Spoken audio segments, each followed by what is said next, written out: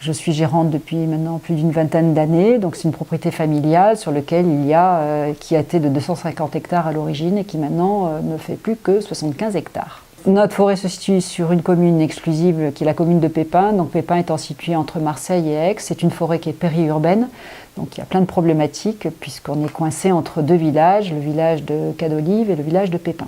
Au niveau de son peuplement, c'est essentiellement du chêne et du pin. Et puis quelques essences rares, il y a quelques cèdres et puis d'autres arbres un peu plus spécifiques. Alors au niveau de la gestion forestière, donc, ces bois sont donc regroupés dans le cadre d'un groupement forestier qui a été créé à l'époque par mon grand-père en 81. On en est, on va dire malheureusement, à la troisième génération, puisque la première génération c'était un propriétaire unique qui gérait sa forêt, qui se promenait à cheval et qui gérait correctement la forêt. Deuxième génération, on n'a pas fait grand-chose. Et la troisième que l'on représente, on est 8 associés. Et donc on est donc obligé d'avoir une structure, enfin une gestion plus stricte, et puis surtout on a des comptes à rendre à ses cousins ou frères. Donc on a des outils qui sont fondamentaux, qui avaient déjà été mis en place par mon grand-père. Donc un plan simple de gestion, on en est au troisième plan simple de gestion. Le dernier que j'ai sous les yeux, qui couvre la période 2009-2024, il a une connotation un peu spécifique, c'est que je l'ai voulu PSG sylvo-touristique, puisque mon activité professionnelle de base est de travailler dans l'hôtellerie, dans le tourisme, et donc je voulais que cette forêt ait un aspect d'ouverture au public, et un public, en l'occurrence, plus touristique qu'un autre public, peut-être sportif. Donc c'est pour ça qu'il a sa spécificité de sylvo-touristique. Alors, en termes d'activité, on a quand même une problématique importante, c'est que l'ensemble de la propriété est en espace boisé classé, donc on ne peut pas faire n'importe quoi à part de la sylviculture. Donc les quelques activités que l'on fait actuellement, c'est la chasse. On loue la chasse à l'association des chasseurs de la commune de Pépin. Et en dehors de la période de chasse, notre objectif c'était de faire quelques activités d'accueil en forêt ponctuelles. Qui sont de la randonnée, qui pourraient être du tir à l'arc, mais pour pouvoir faire tout cela, il faut effectivement avoir un bâti. Donc c'est pour ça que pendant 10 ans, j'ai lutté pour déposer un permis de maison forestière et d'écogite, que j'ai obtenu d'ailleurs l'année dernière. Cette maison qui ferait 300 mètres carrés permettrait d'avoir une petite activité d'accueil touristique et une autre activité qui permettrait d'être un point de départ pour pouvoir accueillir des gens qui vont partir faire des activités ponctuelles. La problématique de cette gestion de cette forêt, c'est de vouloir la transmettre, et c'est bien notre objectif, parce que derrière, la 4e génération, ils sont 12, donc il faut bien arriver à ce que cette forêt soit, d'une part, je dirais pas, l'objectif n'est pas qu'elle soit rentable, mais qu'elle ne coûte rien, donc il faut quand même arriver à mettre en place des activités qui permettent d'avoir quelques sources de revenus pour pouvoir l'entretenir. Donc nous sommes sur le site de la Fonte de Mai, site où on a confié à un agriculteur une zone d'un demi-hectare pour faire un projet pilote agroforestier. Le but donc c'est bien de faire une vitrine de ces espaces, mais vitrine qui soit reproductible et qui soit surtout viable économiquement.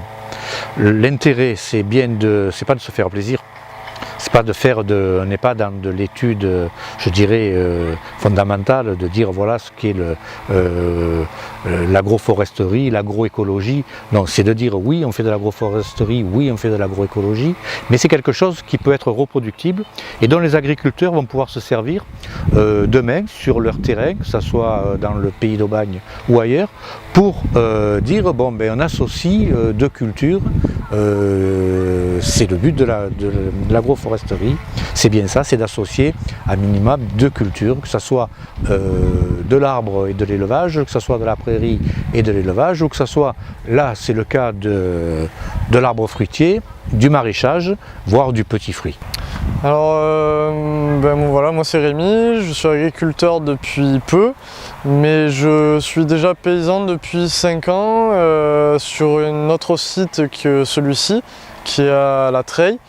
Et donc je fais du maraîchage diversifié avec un petit peu de poule pondeuse, de l'huile d'olive et là à venir quelques plantes aromatiques aussi. Donc sur ce site de la Fonte de Mai, on travaille un petit peu en collaboration donc, avec plusieurs organismes, notamment Agrouf, avec qui on a un petit peu collaboré pour mettre en place le planning de culture. Et donc sur cette parcelle-là, il y aura donc des petits fruits rouges, une culture maraîchère diversifiée. Donc des melons, des pastèques, des tomates, des aubergines, des poivrons, des courgettes, des patates, des poireaux, des choux, un peu de... Vraiment on essaie de diversifier au maximum.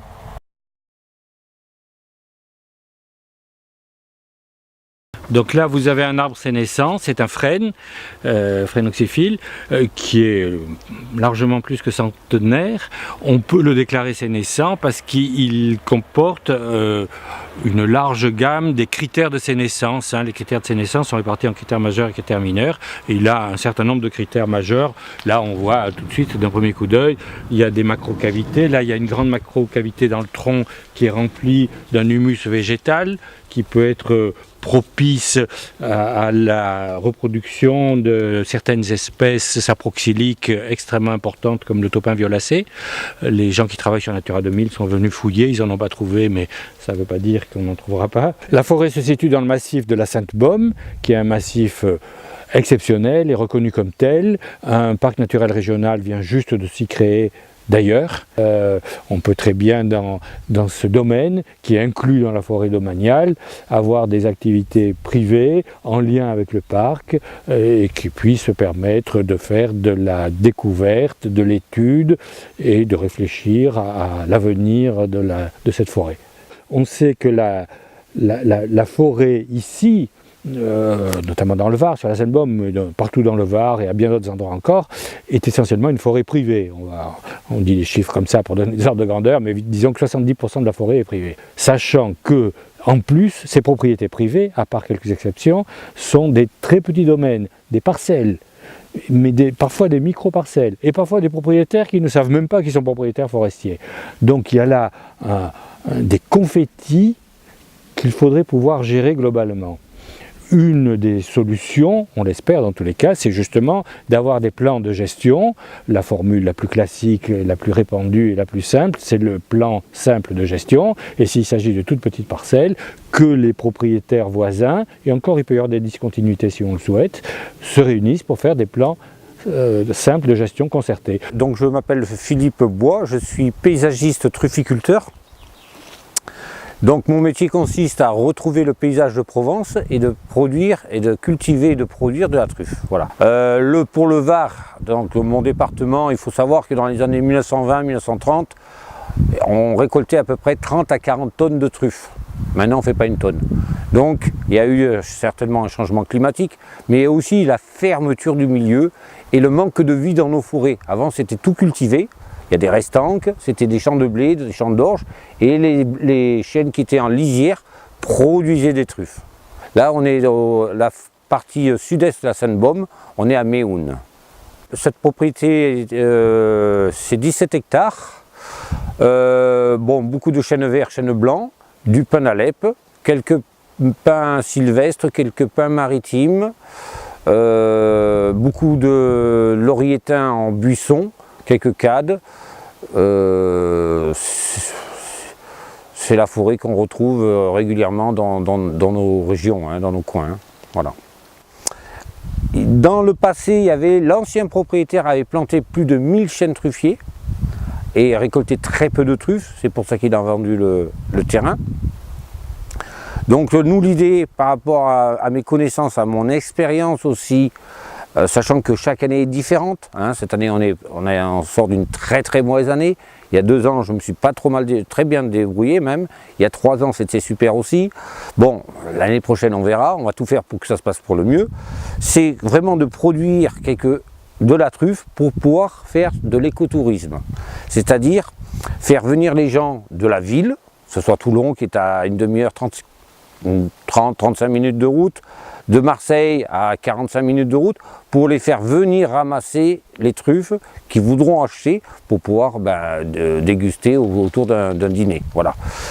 Donc il n'y aura pas que la truffe, il y aura aussi le pastoralisme pour entretenir la forêt, Il y a la partie verger, parce qu'en travaillant, on peut aller manger aussi quelques cerises, quelques prunes, quelques pommes, quelques figues, hein, bien sûr. Il n'y a pas que la forêt pour la truffe. Et aussi un endroit où on fera de la permaculture pour avoir des légumes frais. Voilà. J'ai rencontré différents trufficulteurs qui m'ont montré leur verger avec des pieds mycorhizés, achetés à des pépiniéristes spécialisés, qui n'avaient très peu ou pas du tout de truffes. Donc, j'ai rencontré aussi des gens qui avaient des plantations où il y avait beaucoup de truffes. Donc je me suis dit, il y a quelque chose à comprendre, c'est ce que j'appelle moi l'espace. L'espace pour le cèpe, l'espace pour la truffe. Ici, particulièrement, là on est dans un espace où il y aura la truffe d'été. Donc qu'est-ce que c'est la truffe d'été? C'est une truffe qui va venir au mois de mai et qui va aller jusqu'au mois de juillet. Des étés humides, elles peuvent aller jusqu'au mois d'août, septembre. Voilà. Donc le travail de la sylviculture consiste en quoi? Bon, déterminer déjà le lieu, faire les analyses de terre. Bon, là, on savait qu'il y avait que la terre était favorable. Ensuite, on a sélectionné les arbres à abattre et ensuite à débroussailler aussi, les buissons à débroussailler. Donc, on a prélevé, on a réouvert le milieu. Il faut savoir que la truffe crée un désherbant naturel. C'est ce qu'on appelle un brûlé. Voilà. L'herbe ne pousse plus. La truffe peut tuer des vignes, peut tuer un olivier, peut tuer un genévrier. Je représente la Wari Baumier, hein, qui sont propriétaires donc, sur le plateau d'Agne et la ferme de la Verguigne, et qui environ presque 540 hectares de bois, hein, dans du chêne vert, du chêne blanc, du pin sylvestre. Et c'est les principales essences, quoi, voilà.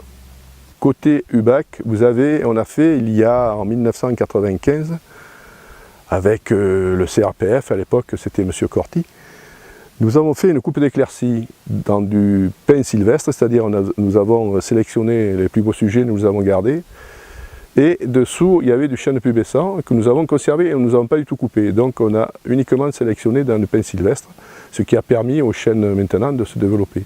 Et d'avoir des sujets de pin sylvestre qui sont bons à commercialiser. Le souci, c'est que dans du pin sylvestre actuellement, pour vendre à la trituration, c'est vraiment dommage d'avoir fait une éclaircie en 95, quoi. Donc on aimerait, si vous voulez, valoriser ce bois, mais faudrait-il encore trouver le débouché. Dans l'immédiat, ça va sûrement se faire, mais c'est pas pour demain, quoi, voilà.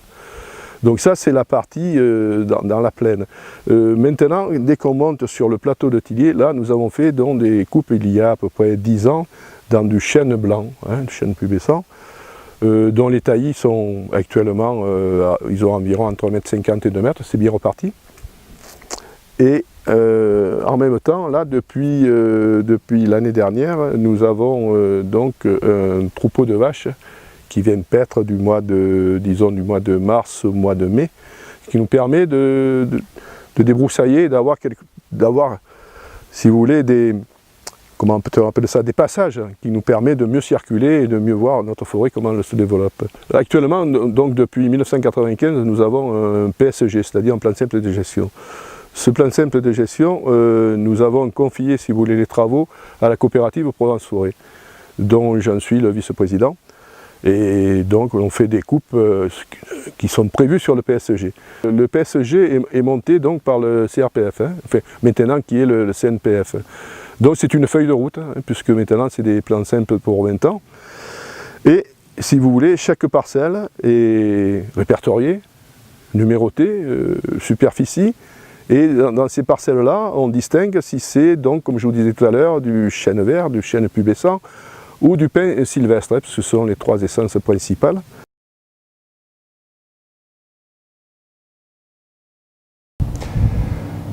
Le massif des Maures a été peu exploité pendant les 50 dernières années. On s'est préoccupé essentiellement et presque exclusivement de la prévention contre l'incendie de forêt. Et du coup, les pistes qui pénètrent à l'intérieur du massif et qui permettent d'approcher la ressource forestière, ce sont des pistes DFCI. Ces pistes DFCI, elles constituent les seuls axes de desserte, les seuls éléments structurants à travers le massif qui peuvent permettre de sortir du bois. Alors, exploiter du bois et le faire sortir par piste DFCI, ça engendre des dégradations sur les pistes DFCI. Jusqu'à présent, il y a peu de concertation entre les maîtres d'ouvrage PIDAF qui ont l'obligation d'entretenir ces pistes et de les rendre disponibles lors de la saison feu pour les engins de secours.